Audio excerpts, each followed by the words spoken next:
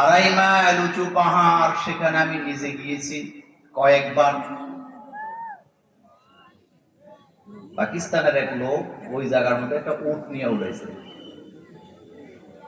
ছবি তোলে, 5 Real 2 Real 10 Real যার থেকে যেত নিতে পারে।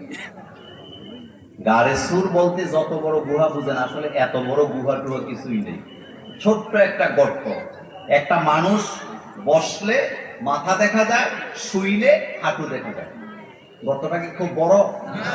মনোযোগ আছে আপনাদের? গর্তটা কি বড়? আমি একজনকে দুষ্টামি করে জিজ্ঞেস করলাম যে এই জায়গায় উট উঠাইলো কেমনে? বাচ্চা নিয়ে আসছে, এখানে লালন পালন করে বড় করেছে। গারে সুরে রাসূল উঁচু পাহাড় বেয়ে বেয়ে আল্লাহ রাসূলের পা মোবারক দুইটা ফুলে গেছে। রাসূল বলতেছে, আবু বকর তোমার উরুটা একটু বিছায়া দাও, আমি একটু ঘুমাতে চাই, বিশ্রাম নিতে চাই। রাসূল ঘুমায় যাচ্ছেন। মক্কা থেকে বিদায় নিয়ে আসছেন, কাবাগর থেকে বিদায় নিছে। কাবার দেয়ালে ধরে রাসূল বলতেছিলে, কাবা তোর সন্তানেরা আমাকে তোর কাছে থাকতে দেয় নাই, আমি মদিনায় চলে যাচ্ছি, কথা দিলাম অতি দ্রুত আমি আবার তোমার কাছে ফেরত আসবো। রাসূল ঘুমাচ্ছেন, আবু বকর সিদ্দিক কাঁদতেছে বসে বসে। বাড়ি ঘর ছেড়ে হিজরতের উদ্দেশ্যে রওনা দিছে।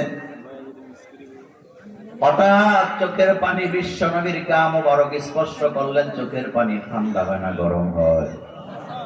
রাসূলের ঘুম ভাঙছে।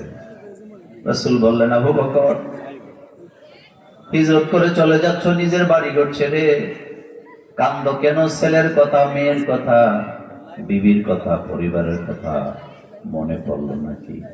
আবু বকর সিদ্দিক বলতেছে, হুজুর আল্লাহর জাতের কসম করে বলি, যেদিন থেকে ঈমান এনেছি আমি আমার জীবনের চাইতে, আব্বা আম্মার চাইতে, ছেলে মেয়ের চাইতে, স্ত্রীর চাইতে আপনাকে বেশি ভালোবাসি।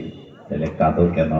আবু বকর সিদ্দিকের কথা শুনে, আবু বকর রাসূলের কথা শুনে আবু বকর বললেন, হুজুর আমি নিজের জন্য কাঁদি না, এটা তো ছোট্ট একটা গুহা, বসলে পরে মাথা দেখা যায়, শুইলে পরে হাঁটুগুলো উপরের থেকে দেখা যায়। কাফেররা আসবে, আক্রমণ করবে, আপনাকে তারা মেরে ফেলবে, এই কষ্টে আমি কান্না করি। আল্লাহর নবী বললেন, লা তাহজান ইন্নাল্লাহা মা'ানা, ও দোস্ত চিন্তার কোনো কারণ নাই, আল্লাহ তো আমাদের সাথে আছে।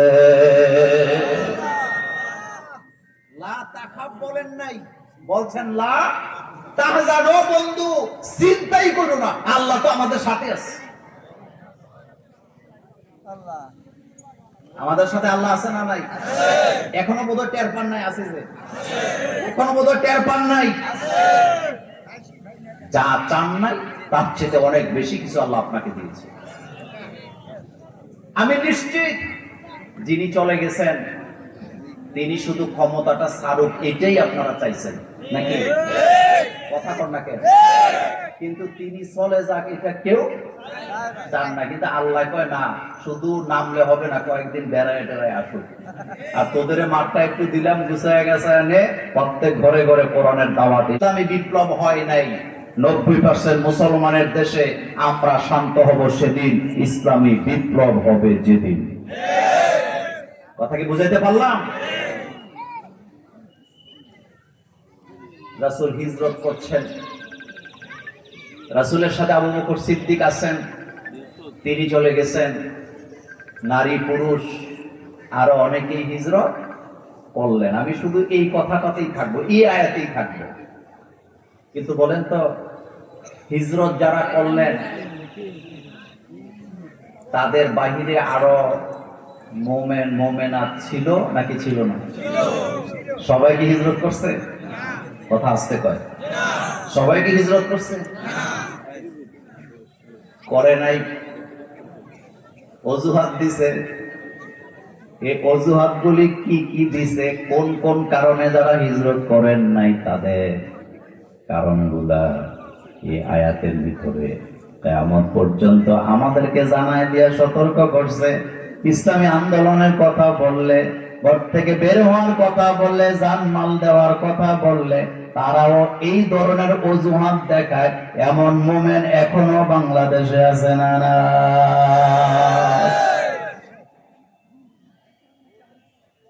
সূরা তাওবার কত নম্বর আয়াত?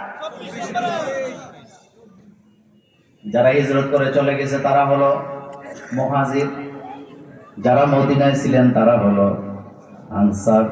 আল্লাহ রাসূল মক্কা থেকে মদিনার দিকে যাচ্ছেন আর দোয়া করতেছে, অকুর রব্বি আদখিলনি মুদখালা সিদকিন ওয়া আখরিজনি মুখরাজা সিদকিন ওয়াজআল লি মিন লাদুনকা সুলতানান নাসীরা। আমার দেশে আমরা যখন বিপদে পড়ি দোয়া ইউনুস করি, আল্লাহ আমারে বাঁচান। আর আল্লাহ রাসূল মক্কা থেকে মদিনায় যাচ্ছেন হিজরত করে বিপদের সময়। আল্লাহ রাসূল বলতেছে, আল্লাহ আপনি আমারে সুলতানে নাসির দান করেন, আমাকে ক্ষমতাটা দেন, আমাকে নির্বাহী ক্ষমতাটা দেন, নির্বাহী আদেশটা আমার হাতে দেন, আমি যাতে করে সমস্ত মানুষকে সঠিক রাস্তায় আনতে পারি।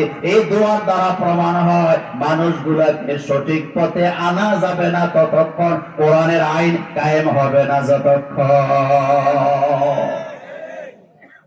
হিজরত করে রাসূল চলে গেলেন, কিন্তু একদল হিজরত করে নাই। এবার একটি গুরুত্বপূর্ণ হাদিস শুনেন। 3টি জায়গায় শয়তান দাঁড়িয়ে থাকে। কয়টা জায়গা? আচ্ছা বলেন তো, মিনাতে আপনারা যারা গেছেন শয়তান কয়টা? কথা বলেন। কয়টা? একটা বড় শয়তান, একটা